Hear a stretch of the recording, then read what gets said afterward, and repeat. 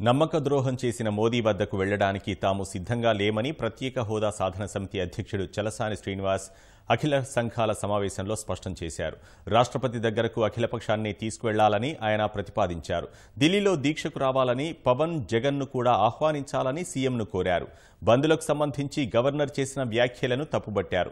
ప్రజలు ఏం చేయాలో గవర్నర్ ఎలా నిర్ణయిస్తారన్న చలసాని ఫిబ్రవరి 1న బంద్ రోజున ఆందోళనలతో ప్రజలు ఆకాంక్షలు స్పష్టం చేయాలన్నారు.